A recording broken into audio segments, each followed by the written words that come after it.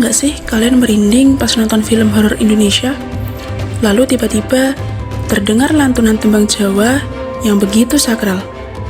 Atau saat menonton pertunjukan wayang kulit, kalian mendengar dalang melantunkan sebuah tembang yang bisa membuat suasana berubah. Kadang terasa tenang, kadang menegangkan, bahkan kadang terasa sedih. Kalau dipikir-pikir, kenapa ya tembang-tembang itu sering digunakan? Apakah hanya untuk menambah suasana, atau sebenarnya ada makna yang lebih dalam? Ternyata, tembang-tembang tersebut merupakan bagian dari warisan sastra Jawa yang sudah ada sejak ratusan tahun yang lalu, yaitu adalah suluk dan kidung. Salah satunya bahkan sering muncul dalam film horor, padahal isi aslinya justru merupakan doa perlindungan. Lalu, apa sebenarnya suluk dan kidung itu? Apa perbedaannya dan mengapa keduanya masih digunakan hingga sekarang? Yuk, kita kenali bersama warisan sastra Jawa yang kaya akan sejarah, budaya, dan nilai kehidupan. Berbeda dengan suluk, kidung merupakan karya sastra yang disampaikan dalam bentuk nyanyian. Kidung memiliki irama tertentu sehingga biasanya dilantunkan dalam upacara adat maupun kegiatan keagamaan dan pertunjukan seni. Isi kidung sangat beragam. Ada yang menceritakan sejarah kerajaan, kepahlawanan, kehidupan masyarakat, ajaran moral, hingga kisah keagamaan. Karena dinyanyikan, kidung lebih mudah diingat oleh masyarakat sehingga menjadi salah satu media pelestarian budaya yang efektif.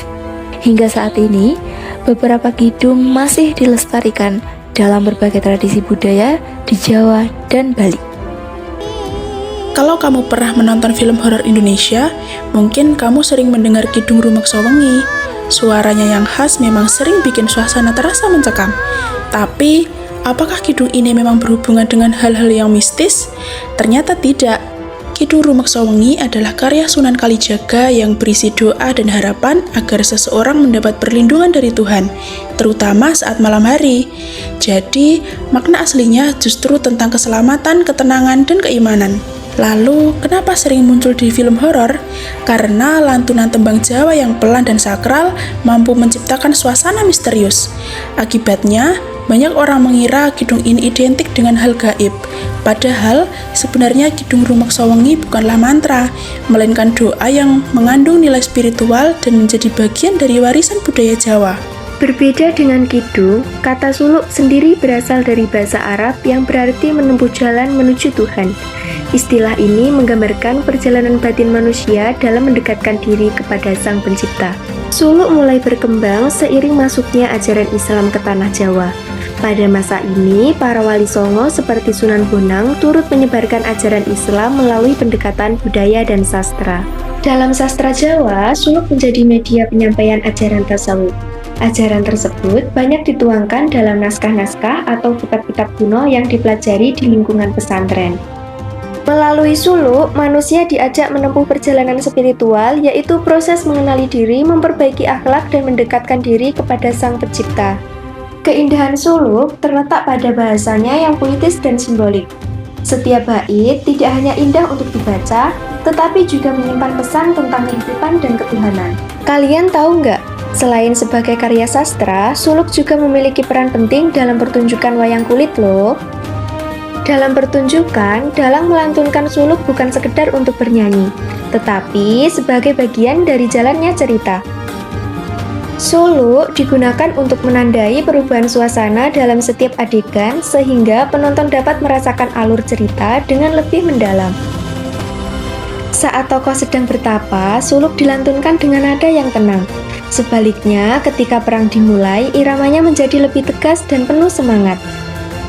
Ketika adegan berubah menjadi sedih, suluk dibawakan dengan nada yang lirih, sehingga mampu membangun suasana haru. Dengan demikian, suluk bukan hanya memperindah pertunjukan wayang, tetapi juga membantu menyampaikan makna dan pesan yang terkandung di dalam cerita. Kami pengertian kidung dan suluk, kini kita dapat melihat perbedaan di antara keduanya. Meskipun lahir dari latar belakang yang berbeda, kidung dan suluk sama-sama merupakan karya sastra Jawa yang mengajarkan nilai-nilai kebaikan. Namun, masing-masing memiliki ciri, fungsi, dan fokus pada penyampaian yang berbeda. Berikut perbedaan antara kidung dan suluk. Kidung merupakan karya sastra berbentuk nyanyian yang disampaikan secara lisan dengan irama tertentu. Isinya memuat berbagai nilai kehidupan dan budaya seperti moral, etika, kepahlawanan, sejarah, serta kisah keagamaan. Kidung berfungsi sebagai media pelestarian budaya yang menjaga tradisi, kearifan lokal, dan identitas masyarakat Jawa. Suluk berisi ajaran spiritual Islam yang membahas perjalanan batin manusia dalam mendekatkan diri kepada Tuhan.